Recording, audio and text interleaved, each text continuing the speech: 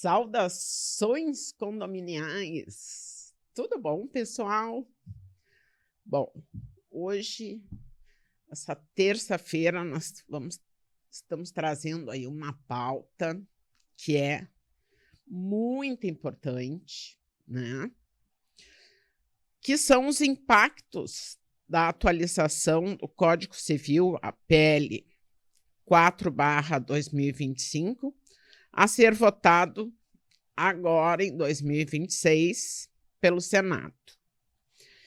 Então, vamos ver aí com o nosso convidado de honra, que é o doutor João Paulo Rossi Pascoal.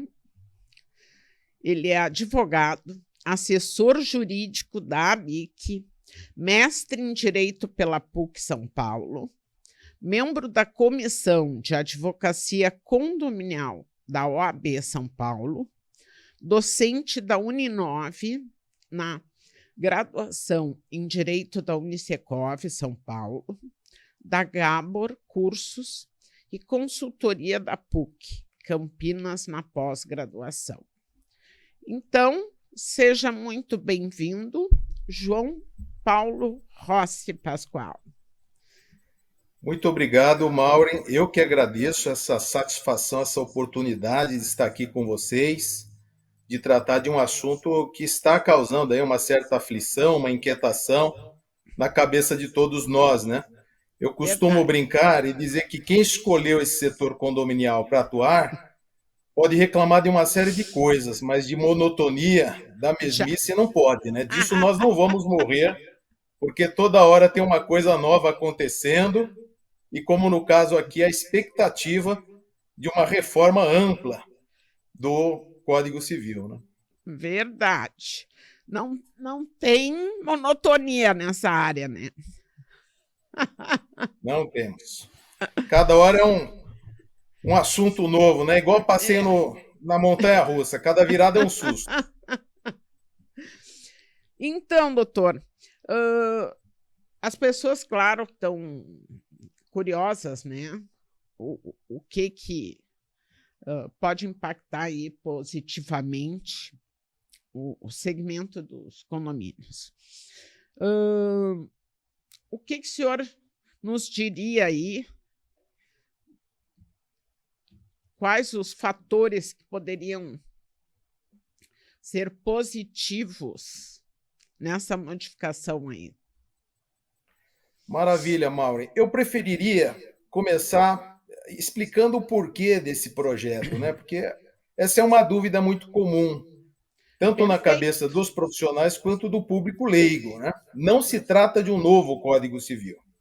O Código atual, que não é tão velho assim, né? É de 2002, sim, ele vai permanecer de pé.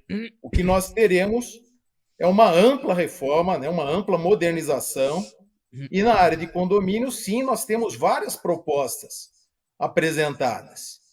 E eu já adiantaria ao seu público que, a permanecer como a redação original foi apresentada, nós não temos lá muito o que temer, nós não temos tantos problemas assim por diante, porque, no geral, são mudanças que já estão sendo praticadas à luz do que os tribunais julgam, pensam, né, interpretam a lei, ou são novidades que são benéficas, né, são alterações bem-vindas. Claro que há um ponto ou outro que vai levantar muita polêmica, e já adianto até qual é, né, a questão do que o projeto de reforma intitula como hospedagem atípica, né, a proibição do uso dos aplicativos. Então esse é o ponto que me parece é o mais polêmico, mas no geral nós não temos tanto que temer, repito, a permanecer a redação que foi apresentada, né? Porque o meu grande medo é o que pode acontecer no andamento, né, desse projeto de lei, que, como você bem indicou, o projeto 4 de 2025, durante o trâmite lá primeiro no Senado e depois na Câmara dos Deputados. Eu sei, o professor Flávio Tartucci, uma personalidade ilustre, né, no nosso meio, é um dos cabeças aqui desse movimento. Ele, em recente entrevista, sinalizou que talvez para 2026 isso já seja votado no Senado. É difícil identificar aqui em termos de tempo quando isso realmente vai acontecer, mas que é um projeto que tem muito prestígio, que tem muita força por trás, isso realmente é inegável, né? Então, as pessoas aqui do segmento condominial não devem temer o projeto como ele foi apresentado, mas temos que ficar vigilantes às modificações que virão nas discussões. Perfeito. Vamos explorar um pouquinho aí, como o senhor bem disse, que um dos temas que é o anseio, né, dos condomínios é sobre a locação por curta temporada, né? Essa redação, ela vem a facilitar. Por exemplo, o condomínio decide uma simples pauta de assembleia.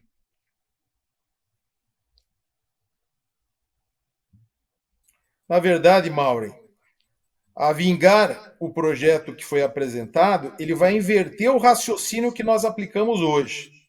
E vale a lembrança, né?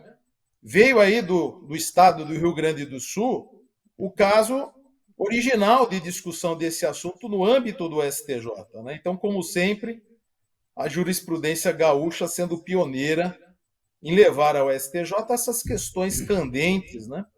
Essas questões novidadeiras. Então, qual é o raciocínio atual aplicado à luz do que, de maneira majoritária, entende o nosso judiciário, principalmente o STJ? De que nós podemos, nós condomínio, né, nós podemos restringir ou proibir esse uso de aplicativos de curta duração, desde que nós tenhamos uma decisão democrática, de preferência com 2/3 dos condôminos, né, o que não é fácil de se conseguir. Então, a restrição hoje, ela deve partir de uma decisão dos condôminos, fixando o que pode ser feito ou não. O projeto de lei vai inverter completamente. Por quê? Porque, salvo disposição em contrário da convenção, sim, o uso de aplicativo simplesmente estará proibido. Então, de cara, né, a princípio, o condomínio não tolerará o uso de aplicativos, a não ser que a sua convenção preveja essa liberalidade, essa possibilidade, né? Então vai ser uma inversão aí sim muito dura. Nós sabemos a dor de cabeça, né, a enorme dificuldade que é alterar a convenção, e sim, certamente, um condomínio ou outro terá esse trabalho desenvolvido, essa liberalidade para o uso dos aplicativos. claro. Mas a grande maioria, simplesmente por não dizer nada, não poderão facilitar, né, possibilitar o uso de aplicativos. E, curiosamente, o legislador até cria um termo novo. Ele dá um nome de hospedagem atípica, diferenciando o fenômeno da locação por temporada. Então, vai até na esteira do que o STJ vem julgando, né, entendendo que não é locação por temporada. Nós não podemos resolver esse assunto à luz da lei do inquilinato. E também não é uma hospedagem tradicional, porque há situações em que, sim, serviços vêm a reboque da ocupação, né, o que é marca aí característica da hospedagem típica, Sim. mas há situações que não, isso não existe. Então, o legislador, a vingar essa redação, vai criar uma nova terminologia, a chamada hospedagem atípica. Sinalizando o quê? Sinalizando que é um terceiro gênero, né? Não é nem hospedagem tradicional, não é locação por temporada, é algo novo que surgiu aí por conta da chamada economia do compartilhamento, que é um setor novo da economia, novo que eu falo de 15 anos para cá, que vem revolucionando, né, uma série de ocorrências econômicos sociais e causa uma perplexidade no mundo do direito. Veja só uma situação paralela que é o enquadramento do motorista de aplicativos, né? Uber 99, que o judiciário no mundo inteiro ainda está se discutindo sobre qual é a natureza dessa atividade, né? Então, o mesmo acontece aqui com os aplicativos de hospedagem de curta duração. Então, muitos condomínios vão ficar felizes porque não consta na convenção e não desejam, né, esse tipo de hospedagem por curto prazo, que acaba trazendo uma insegurança, né, para o pessoal. Mas tem condomínios que não se importam, e isso facilita também, né, para aqueles condôminos que são investidores, que locam seus imóveis e podem tirar uma renda. Maureen, se eu pudesse fazer um exercício de futurologia, é algo que eu não gosto muito, mas eu aposto que esse dispositivo ele não vai vingar. Ele vai trazer muito debate, muita discussão, claro, muita pressão da sociedade para os dois lados, né? Tanto para manter quanto para retirar. Então, eu acredito que esse ponto aí não vingue, tá? Isso daí, a permanecer o projeto na sua sequência lógica, esse assunto tende a cair. Perfeito. Outras alterações que eu vi com relação a condomínio antissocial, né? Vamos falar um pouquinho aí das facilidades que traz aí nesse sentido.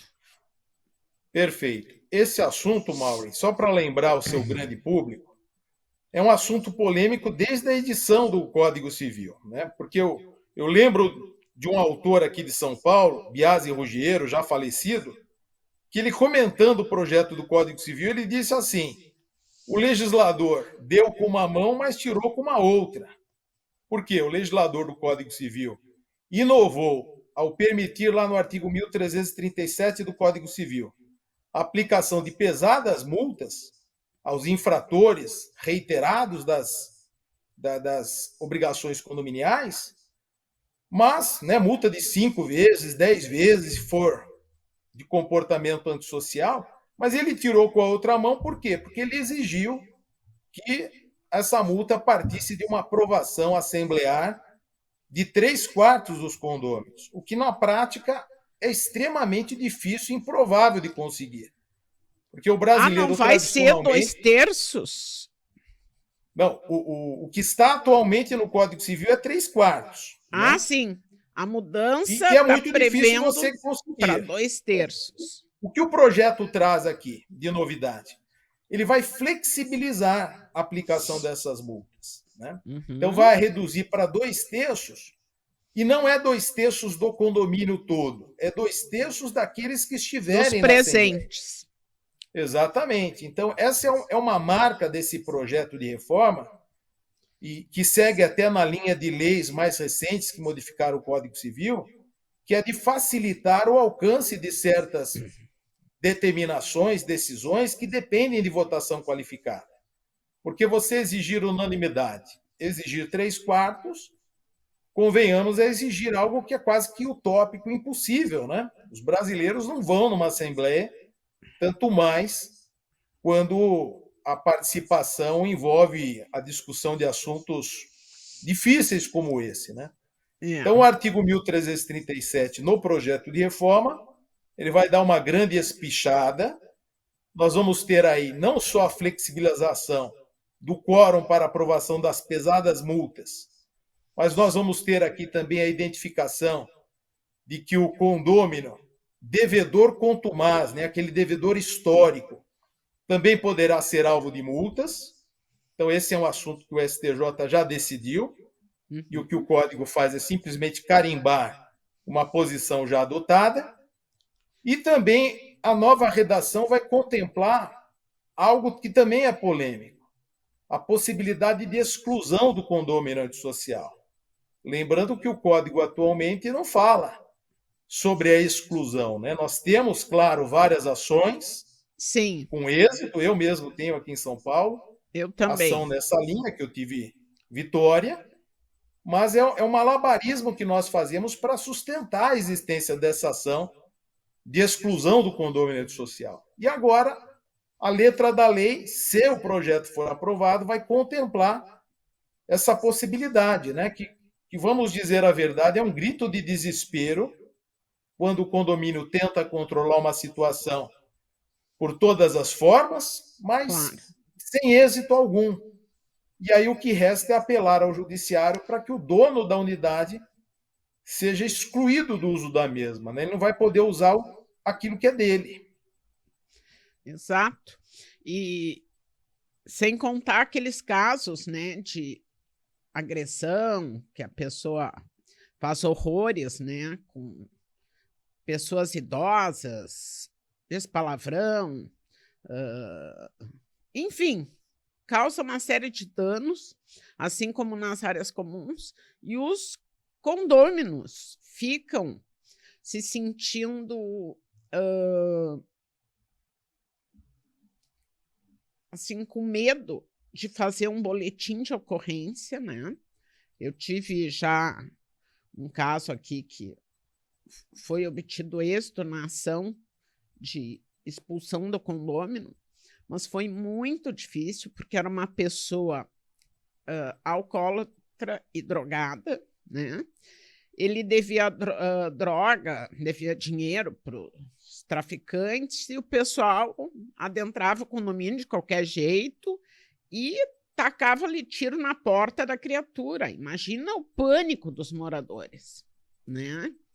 Então, olha toda a dificuldade que se teve, porque foi exigido ata, advertência, multa, assembleia, né, de acordo como manda o Código Civil, e foi bem difícil, assim, porque as pessoas morriam de medo de fazer um BO contra a pessoa, né?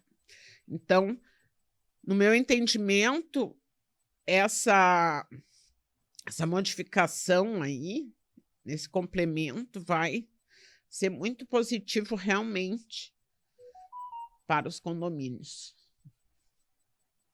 Eu concordo, Maureen. Eu acrescentaria o seguinte: são situações extremas.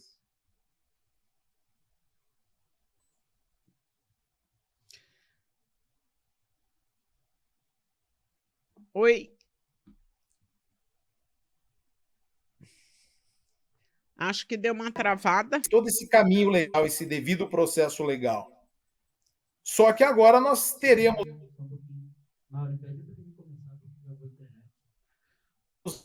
Porque Doutor, ainda há membros do judiciário que são insensíveis. Só um minutinho. O senhor pode só começar a resposta depois do que eu falei? Porque deu uma trancada na internet. Claro. Eu acrescentaria, Maureen, que são situações assim realmente extremas, né? Como essas que você narrou. E da pandemia para cá, infelizmente, nós tivemos um agravamento nesses quadros todos, né? E claro que o condomínio vai tentar resolver isso de várias outras maneiras, desde conciliação, mediação, aplicação de multas, mas há casos em que isso tudo não adianta, né? A pessoa ela vai piorando e se você não resolve por esse caminho, vai acabar em tragédia. Ou o sujeito mata ou ele morre. Então faz bem o legislador em prever essa saída, volto a dizer, extrema, mas que o judiciário já reconhece no nosso dia a dia. Excelente. E com relação às multas por inadimplência? Sim, temos uma excelente novidade. Eu diria que aqui o legislador está abraçando um clamor antigo do mercado imobiliário, que é aumentar a multa moratória para 10%. Então, lembrando, né, antes do Código Civil, nós tínhamos a aplicação da Lei de 64, a Lei 4591/64, que falava em multa moratória de 20%. Aí veio o Código Civil, que entrou em vigor em 2013 e reduziu para 2%. E claro, né, infelizmente isso serviu de incentivo para que muitos, tendo uma série de contas a pagar no mês, escolhessem deixar de pagar o condomínio, porque 2% não coloca medo em ninguém. Então, o legislador, sim, vai aumentar a multa para 10%, a multa moratória, o que me parece é um grande negócio, né? Que a questão da inadimplência afeta muitos condomínios, infelizmente. Com certeza. Isso vai garantir aí que as melhoria na gestão, né? E na parte das reformas, porque vai entrar mais verba, né? E quando tu aumenta a taxa, as pessoas já passam a ter mais respeito, por incrível que pareça, né? Quando eu lembro, quando foi reduzida a multa para 2%, as pessoas pagavam tudo que é conta e deixavam o condomínio de lado, porque a multa era 2%.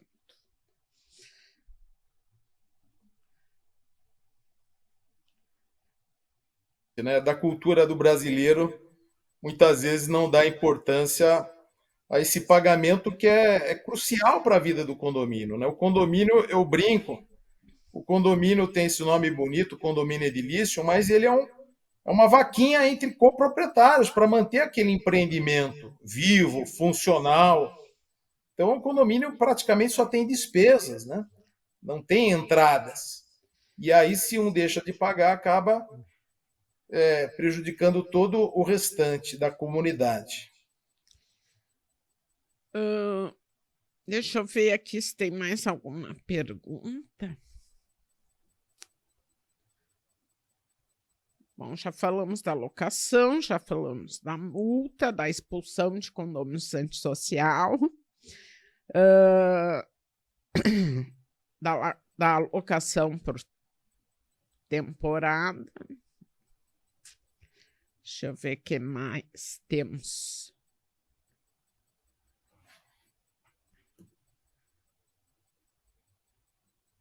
Acho.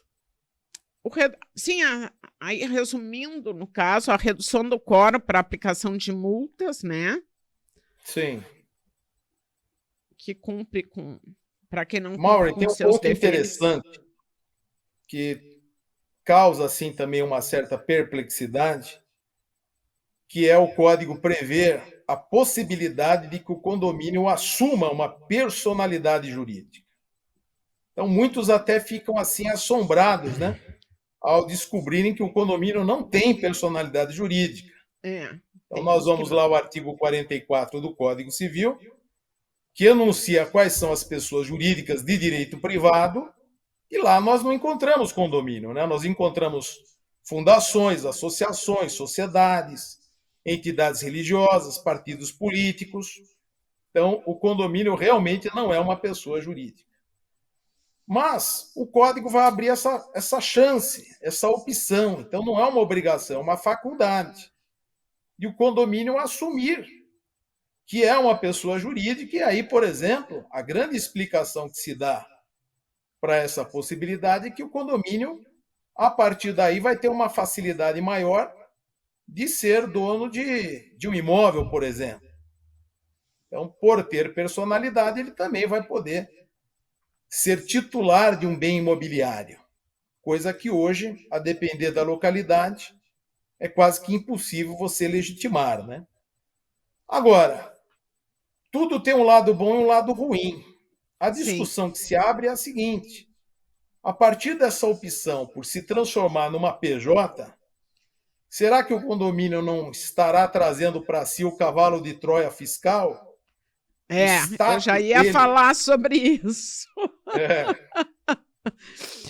Com certeza, né? Ainda mais o nosso país, que é o país da taxação dos impostos. Eu nunca vi tanto imposto em tão pouco tempo, né? O quanto que aumentou. Pois é, então a pergunta é essa. Se o condomínio optar por CPJ para ter essas facilidades de trânsito, né, de bens, de adquirir bens, será que ele também não terá uma mudança de status na sociedade e vai ter um tratamento mais rigoroso em termos aí fiscais? Fica aí uma incógnita, né? Por detrás desse, entre aspas, benefício. Muito, muito certo. Eu digo que não escaparão dessa parte fiscal. Com relação também à mudança, com relação à lei de proteção de dados, também veio a... Essa parte, especificamente, o condomínio não teve nenhuma menção expressa, né? Então, eu prefiro não me pronunciar sobre o restante do código, porque eu aponto o seguinte, Maureen. Essa área de condomínios, acredito eu, tirando a questão da locação, Sim, a hospedagem atípica, não vai trazer tantos dramas assim lá nas discussões do Congresso. claro. Mas vários outros assuntos, sim. Porque nós temos que notar que esse projeto de reforma ele é muito amplo, né? Ele não é um novo código, mas ele tem o potencial de mexer com quase metade dos artigos do código. É. Então eu brinco com os alunos lá na faculdade de Direito, né? Imagina o sujeito que está se formando agora, ou vai se formar daqui a pouco, e ele recebe a notícia que o Código Civil teve metade dos artigos mexidos, né? O sujeito vai ter um treco, porque ele vai ter que reestudar uma série de coisas. Então, uma das bandeiras desse movimento para nós termos a reforma foi a ideia de que o Código Civil ele estava desidratado, né? Muitas leis esparsas acabaram tratando de assuntos importantes e o código ficou em segundo plano. Então, esse grupo de notáveis que elaborou a redação tem essa bandeira, modernização, trazer para o código protagonismo de uma série de assuntos e, claro, há temas aí polêmicos. Deu uma Por exemplo, travada. da chance de que os animais tenham um novo status na sociedade, remetendo à elaboração de uma lei especial, né? Então, fazendo mais um exercício aqui de futurologia, eu acredito que a resistência maior não será na nossa área, mas sim outras que até vão mexer aí com bandeiras que são delicadas no momento atual, né? A família, os costumes e assim por diante. É verdade. Eu entendo que são justamente essas mudanças nos artigos mais importantes, né, para dar condomínio edilício que realmente causa um impacto. A maioria deles positivamente, né? Outras podem não ser tão bem recebida, depende aí da cultura do condomínio. Pois é, e vale a pena a menção que desse grupo de notáveis que elaborou e discutiu essa proposta, essa parte dos direitos reais, essa parte de condomínio, ela ficou a cargo do desembargador Marco Aurélio Bezerra de Mello, que é desembargador lá no TJ Rio de Janeiro, mas ele é paulista de nascença. E é uma pessoa muito conhecida, né? Um grande especialista no assunto. E o que se nota é isso, a expectativa de quem redigiu, né, desse grupo que dialogou e criou essa proposta, foi de simplificar, foi de agregar muitos pontos que a jurisprudência já aplica no dia a dia, né? Então foi consolidar no código o pensamento que nós já temos nos tribunais, às vezes até em súmula, por exemplo. Nós temos a súmula 260 do STJ, que é aquela famosa súmula que diz que a convenção, sendo aprovada no âmbito do condomínio com 2/3 dos condôminos, ela já está valendo da porta para dentro do condomínio, né? Sim. Então, o registro imobiliário seria importante para que aquela convenção tivesse aplicação perante estranhos, perante terceiros. Então, veja, é uma súmula do STJ que está sendo agora consolidada no texto da lei, né? Então, por isso que volto a dizer, tirando um assunto ou outro, né, que vai causar uma certa polêmica, no geral, na área de condomínios, né, que fique bem restrito a isso, não estou aqui fazendo juízo de valor sobre os outros temas do Código Civil, estou me concentrando na área de condomínio. Uhum. As novidades, né? Ou são pleitos aqui do próprio mercado imobiliário, como é o caso da multa moratória para 10%, ou são consolidações que vêm do dia a dia dos tribunais, né? Da vida, como ela se apresenta nos tribunais. Agora, repito, Maureen, meu grande medo é o jabuti em cima da árvore que pode surgir numa das casas legislativas. Começou no Senado, sendo aprovado no Senado, vai para a Câmara de Deputados, né? E nós sabemos que o processo legislativo brasileiro é famoso por essas ocorrências, muitas vezes inexplicáveis, né? E aí que está, no meu modo de ver, o grande risco que nós corremos de ter uma piora do tratamento dos assuntos. Sim, que hoje, sem sombra de dúvida, já estamos vivendo um estado de exceção, não querendo entrar no meio É por político. isso que as entidades, Maureen, eu faço parte da BIC, que é uma associação aqui no âmbito do Estado de São Paulo, que reúne imobiliárias, administradoras. Então, as entidades, Brasil inteiro, representativas do setor imobiliário, né, os Secovs, que tem em vários estados, a própria OAB local, que tem comissões temáticas, todos esses que reúnem, né, as pessoas que estão no dia a dia, o que eu costumo dizer no chão de fábrica, né, Sim. do forense, que estejam aí atentos e possam contribuir para que a piora da redação aconteça. Então, nós temos aí, cada um no âmbito da sua entidade, colaborar para que melhorias venham. Não, como eu brinquei, não que apareça um jabuti em cima da árvore. Houve também, doutor, uma ampliação da responsabilidade civil para danos ambientais e tecnológicos, né, nessa alteração. Mas não na área de condomínio, viu, Maureen?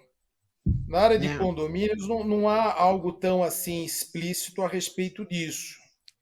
Tá? O que vai acontecer? O que pode ocorrer, penso eu, é que nem eu tive um caso, um síndico no meu condomínio que me arrancou uma palmeira enorme, era só a poda, autorização, e a pessoa me deixou a palmeira rente ao chão. Aí o condomínio foi punido uma multa de 25, 30 mil reais. Pois é um assunto muito sensível, né? Então, pelo avanço da legislação ambiental dos últimos anos, pelo avanço da LGPD e tudo que ela trouxe, claro que nós temos no ambiente condominial uma série de novas preocupações. E não podemos esquecer que nessa parte ambiental, muitas vezes o município também traz conteúdo próprio, que tem que ser analisado com bastante calma, né?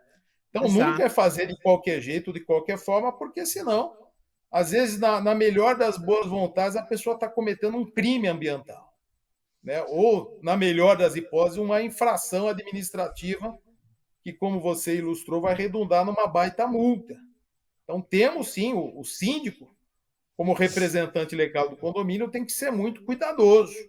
E se ele não sabe, tem que buscar assessoria jurídica, assessoria técnica, que dê o suporte adequado para qualquer tomada de decisão.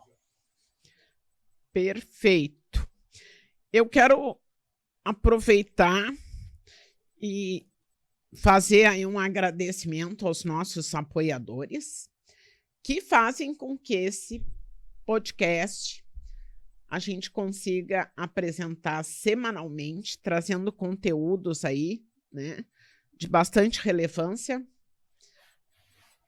para todo o mercado condominial.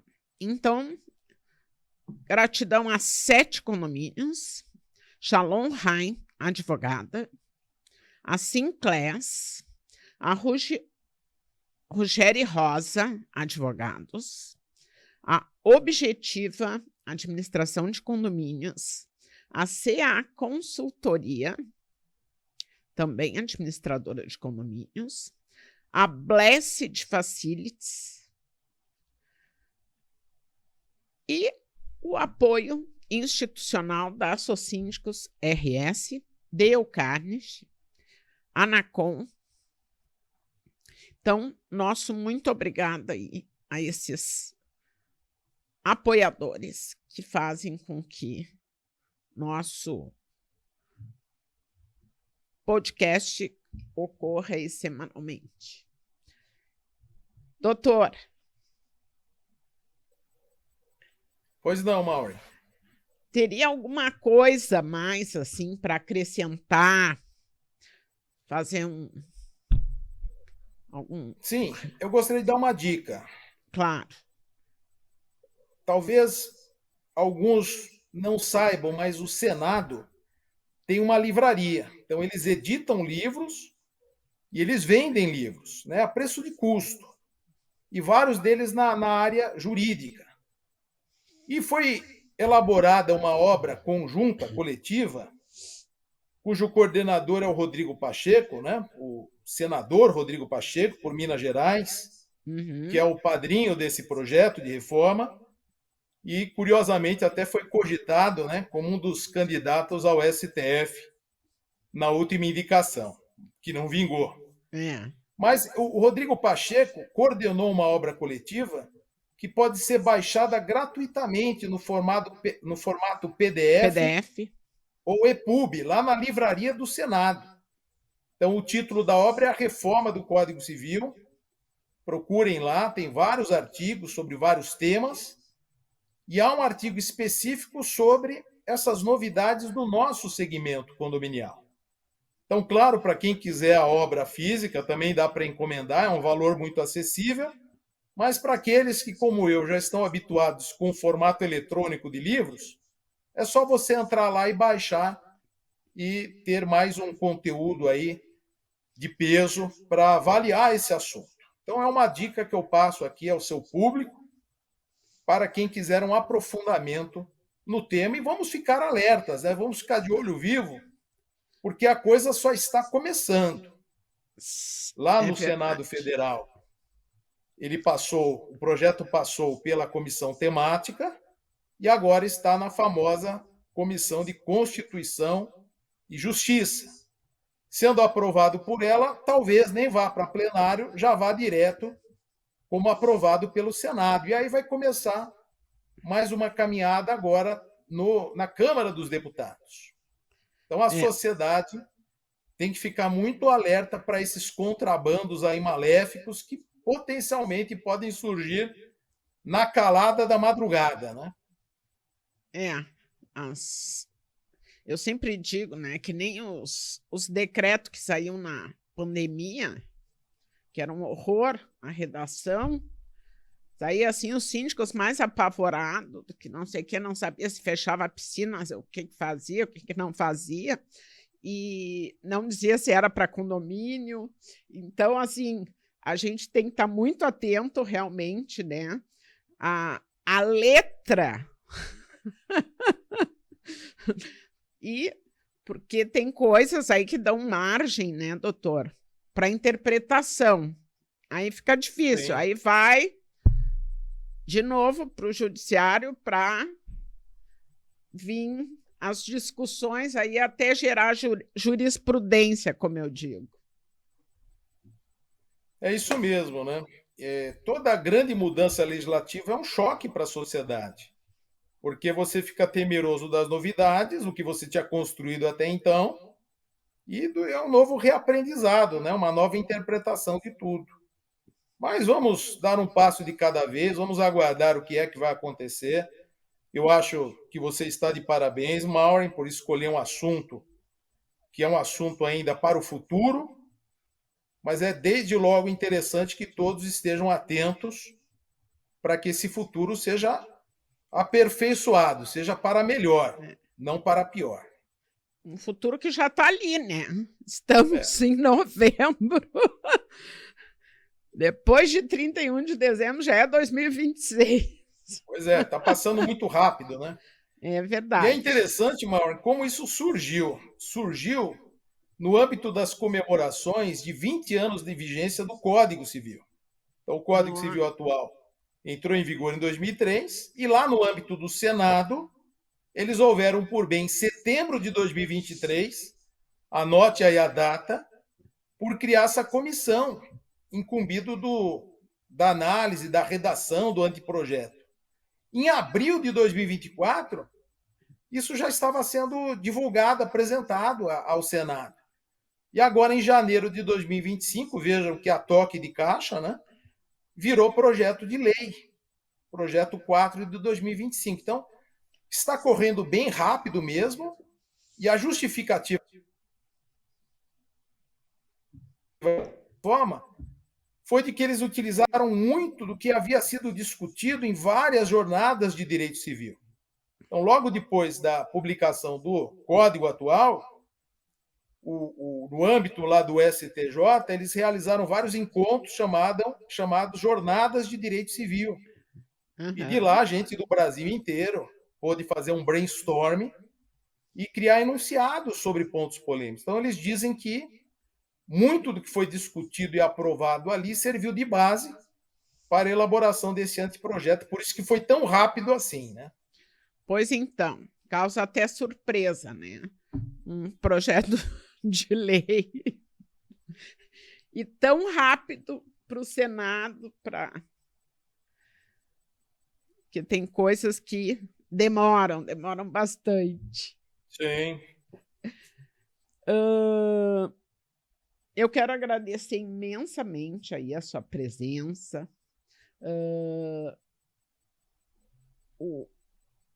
A substituição aí, tínhamos convidado o doutor Wander não pôde já por 2 vezes. Enfim, estamos com o grande doutor que nos concedeu aí, nos abrilhantou o podcast, né, com esse tema tão importante para todos. Eu digo que, João Paulo, que os síndicos, eles, como disse, né, estamos antecipando, mas eles estão sedentos justamente por modificações do Código Civil, que era o que estava causando prejuízo na maioria das vezes, né? Então, sem palavras aí para agradecer o seu tempo, os seus esclarecimentos, né? A forma tão, como diz, sem juridiquês. Isso é muito importante para todos que estão aí, Eu que agradeço, que ainda vão Mauro, assistir.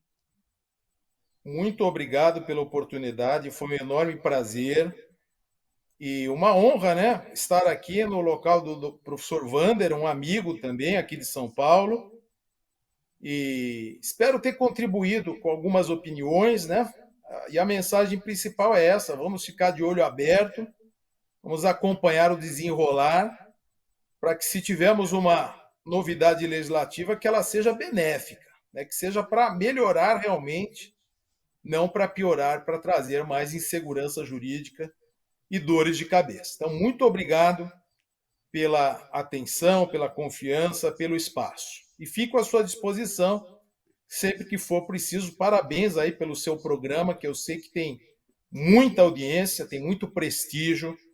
Então, fico à sua disposição, Mauro. Muito obrigado, um forte abraço. Obrigada e com certeza vou lhe chamar outras vezes para um podcast. Fica com Deus. Pessoal, até a próxima terça-feira, se Deus quiser. Tchau.